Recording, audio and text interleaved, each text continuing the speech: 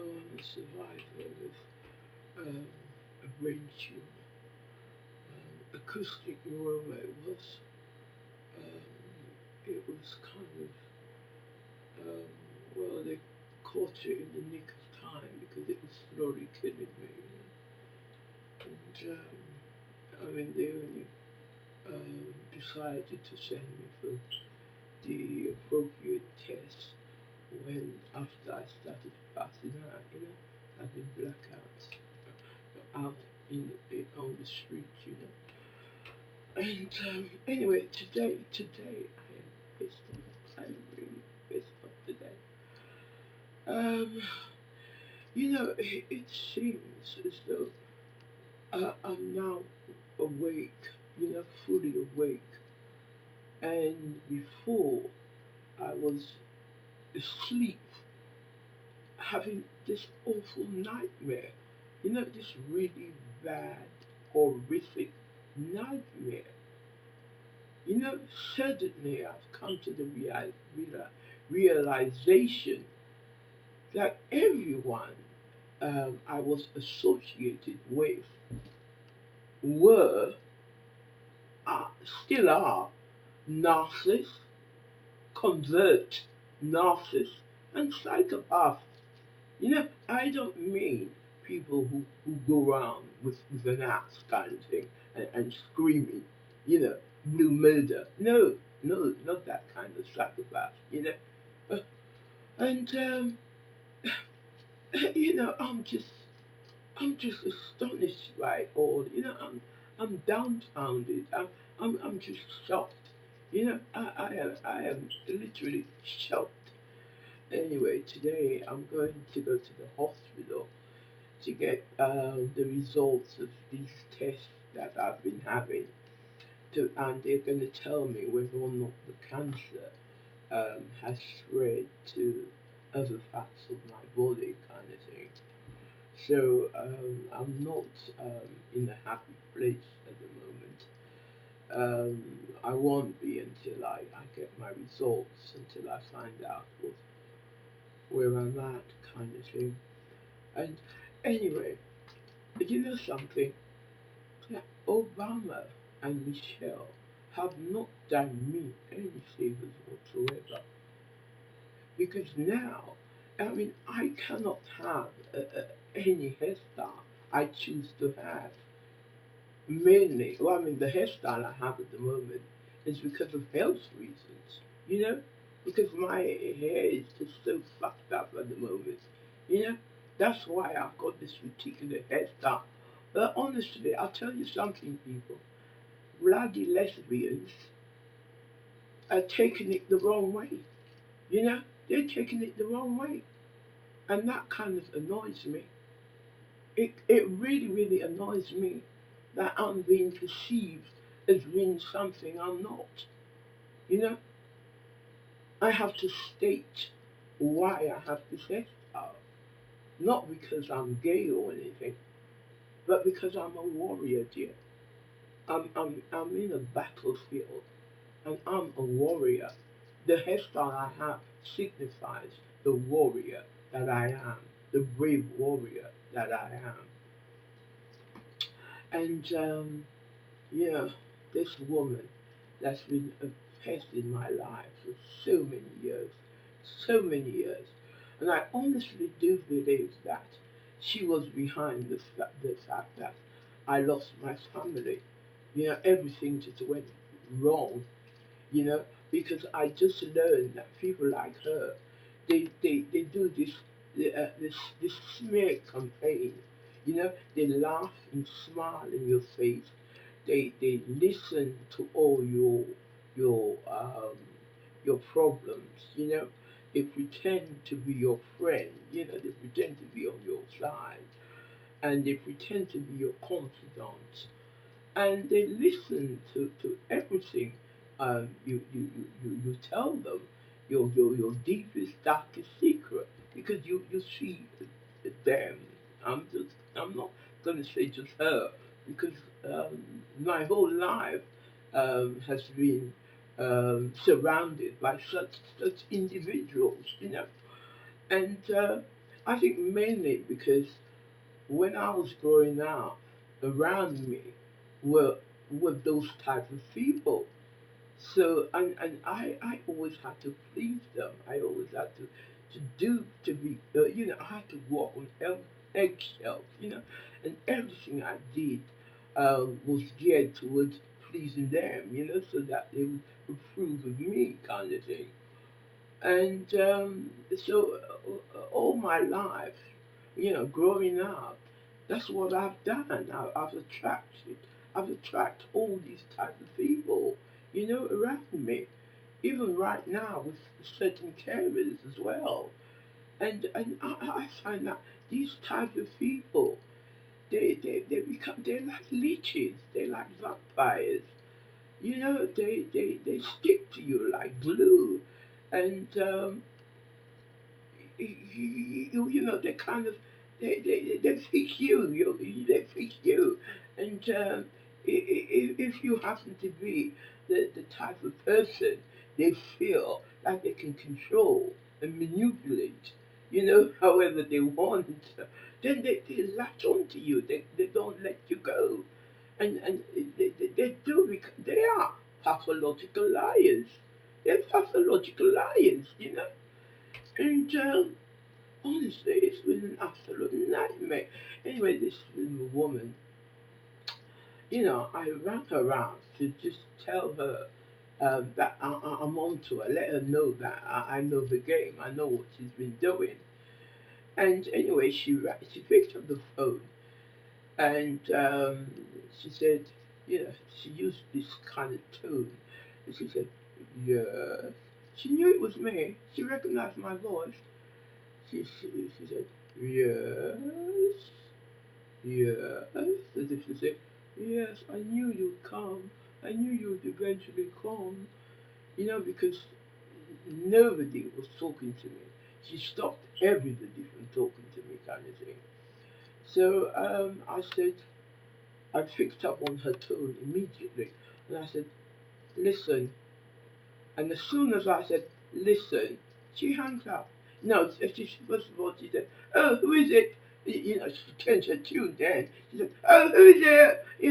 I said, I said my name, kind of thing. And she hung up. She hung up. She didn't even have you know, what's the word I'm looking for?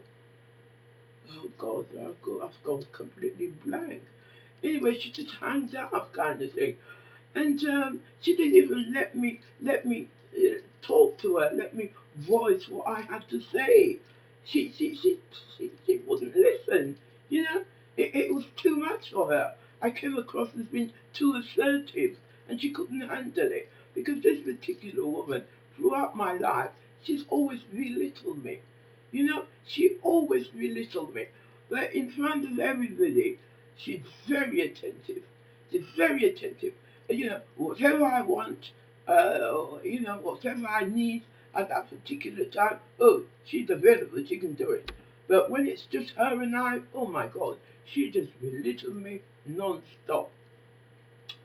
And anyway, she came round to see me a few times, and she was making some really stupid remarks. Like she says things like, oh, now that you're disabled and you're all alone, um, you need me now, won't you? And she was like, oh, did you know that women can get married now uh, to each other? And what else did she say? She'd make she'd say these funny things that used to make me, stop and think, yeah. And she's really, really, really funny.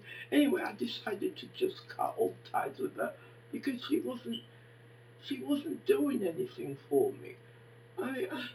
She would never encourage me if she knew I was doing something positive, you know. So I just decided to cut her out of my life.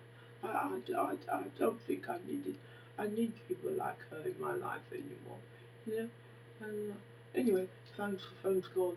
And, what's the word? Um, yeah, good riddance to bad rubbish. Good riddance to bad rubbish. That's what I said. And yeah, so I've had it all. I've had it all. I've had her doing these smear campaign, telling everybody how what she was saying behind my back. I don't know, but anyway, I found her to be a toxic, a poisonous, toxic backstabber. That's what she was. So she was um, making sure that everybody else rejected me, and so I'd be totally alone, isolated, so I'd have no choice but to come to her, you know? Oh my God, honestly, oh, and this got me thinking as well. My ex, he's the same, he's turned the girls against me, completely. Um, but anyway, I pity those people because it seems to me that they need to have people in their life. They need to have the approval of others, you know. And one of my middle girls, I mean, what the girls started doing to me was I can only describe as being pure um, brutal, brutality based on brutality and cruelty. That's all I can equate it to. The way they were treating me. And the middle daughter, she said to me, "Oh, we don't feel sorry for you, but we feel sorry for Dad." Yeah, that's what she said to me. So anyway, I've just decided to cut everyone out of my life. I'm going to start fresh. Wipe the slate clean and start fresh. You know, I do believe, I mean, when one door shuts, another opens. And I do believe that now I'll get positive people, people who genuinely care about me, my well-being. Um, I believe that I'll attract those type of people. you know, I mean, it really is a laughing matter. It really is. I mean, uh, I had this dreadful brain tumor. It almost killed me. Surgeons took it out, but as a result, I'm now disabled. Now I suffer with all sorts of problems. Heart conditions, type 2 diabetes, um, facial palsy, oh God, honestly, the list goes on anyway, sciatica. Uh, did I say heart problem? Oh my God, honestly, the list goes on. And then she says to me, "Oh, we don't feel sorry for you, we feel sorry for that." I'm not asking them to feel sorry for me, dear. I just want their support and some help from them, so I don't have to struggle, ask strangers for help, you know. I'm not asking them to feel sorry for me. I'm not asking them to pity me.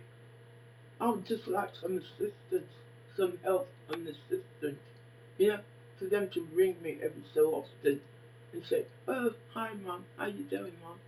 You know, I don't want them to feel sorry for me. I don't need to feel sorry for me. I mean, so far I've done everything on my own, by myself. I've fought everybody on my own. I don't mean physically, but with the friends kind of thing. Yeah. I mean, why does a woman have children? I mean, when I had them early so that they could grow up with me. You know?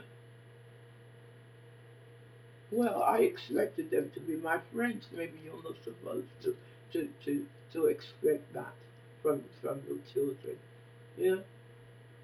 But they were my best chance. I mean, I did write a poem. What was it called? I think Daughters. It's called. It's called. Yeah, I think it's called Daughters. Where in it I do mention that. That's what they were. They were my best chance. I used to tickle them, until I saw the gleam in their eyes. and I still enjoy reading their bedtime stories, Mm. Yeah, it used to bring me great pleasure to see my children, my girls, to see a smile on my girl's face. It used to bring me enormous pleasure. You know, getting a hug, from them ever so often. You know, a kiss on the cheek, peck on the cheek, a bear hug, my grandsons, they were very good. They were very good at giving bear hugs, and one of them in particular, he would always comment about the stump, my amputated arm. And he'd always say, "Oh, no, no, does it hurt none? Does it hurt none?" Oh God. And it's and another one, the eldest one, the eldest boy, he said to me, he'd come and he said to me, "Oh, I love you, Nan. I really, really love you." And the daughter, I mean, she wasn't shy with me at all. The eldest grandchild. She's 15 now, and she'd have this conversation with me, and she wasn't shy.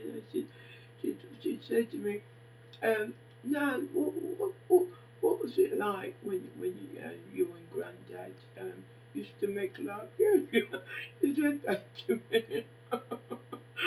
Oh God, cheeky little thing. Oh my God, I'm saying, yeah. So I do miss them. I do miss them now that they're not in my life. Oh God, honestly. Oh, I don't know. It's really funny, isn't it? When children don't remember the happy moments. When they don't remember the happy moments, and they don't realize that if it wasn't for me, their mom, they wouldn't have the life that they have now.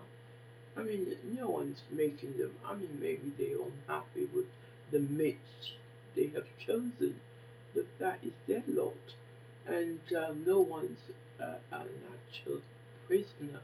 No one needs to be a prisoner. A person is only a prisoner if the person allows themselves to be a prisoner. So the way I see it, if they're not happy with the man in their life, then they can leave, move on, because they are very intelligent, um, gifted young women, and they really don't need anyone who's going to keep them stagnant, who's going to keep them from doing what they want to do, you know. I mean, the youngest one, she's a primary school teacher, and the middle one, she's team leader where she works, and the eldest one, I mean, that one I was having a lot of problem with because she was heavily into drugs, into alcohol and drugs, and I mean, she even became a madam kind of thing. But when I did attempt to attempt suicide, and when she found me actually, and well, when she found me, I was kind of half dead. I was unconscious, and with a broken arm kind of thing. And I fell on my arm, my left arm, and I fell on it in such an awkward way that I broke it, And by the time they got me to the hospital, because I have diabetes type 2, the blood had stopped circulating, and so surgeons said they have no choice but they'll have to cut it off because it had become infected, and had they not cut it off, it would have gone to my heart, it would have spread to my heart. And anyway, I think my daughter, the eldest one, I think her behavior was just so appalling. It was so appalling.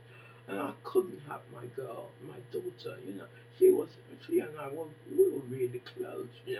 I used to teach her how to dance and, things like that.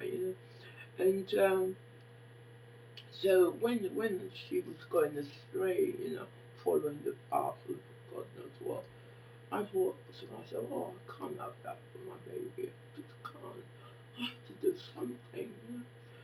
And so anyway, I got my brother, and the two of us went and we tried to speak to her and that sort of thing. And maybe it did work because she came to live with me for a while. But then she started playing up again. And when she was a madam, she was living in Mayfair. I think she was paying her rent was about £400 a week. And oh God, anyway, she moved in with me, but then she was misbehaving, getting into drugs and alcohol was making her do some really stupid things. So I just felt um, it was all too much. Anyway, it was all too much. I felt I just couldn't cope. I couldn't cope. So I tried to talk myself, didn't I? So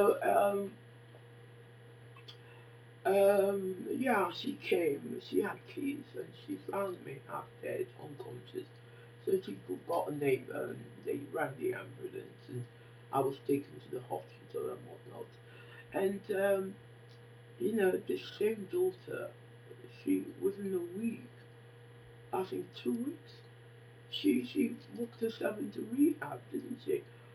And I think she was there for about 6 months, 6 months, and then she came out and she started attending all the AA meetings. And then she met this guy, and he was a businessman kind of thing. He had his own business, and she she became dry kind of thing. And now, to go cut a long story short, she's her life is now a complete turnaround. She's now a successful businesswoman, and her business is doing so well, so very well. She combines alternate medicine and that kind of thing, healthy living. And, I mean, she does Botox and things like that in the clinic. But she's doing her business is doing so well. I'm so very proud of her. I really, really am proud of her. But the girls are ignoring me. They're neglecting me. They're keeping the grandchildren away from me. Why that is, I really don't know. I've even arranged for therapy for all of us to have family therapy. But I was in the therapist's office 1 hour waiting for them, and nobody turned up. And nobody, I tried ringing them to find out why that was, and nobody bothered returning my call. Nobody has picked up. Anyway, it's their loss. I'm moving on now. I'm moving on because I've tried my hardest. And there's nothing else I can do. There's nothing else I can do. I have to concentrate on myself now, my well-being, my health, my good health. And I hope I do want to beat this cancer thing. I do want to beat it. And anyway, I think that's it. That's your lot today. I don't want to say any more. I'm tired. And I'll end my usual way. Amen. Hallelujah. Peace. Now let's see if I can turn this goddamn thing off.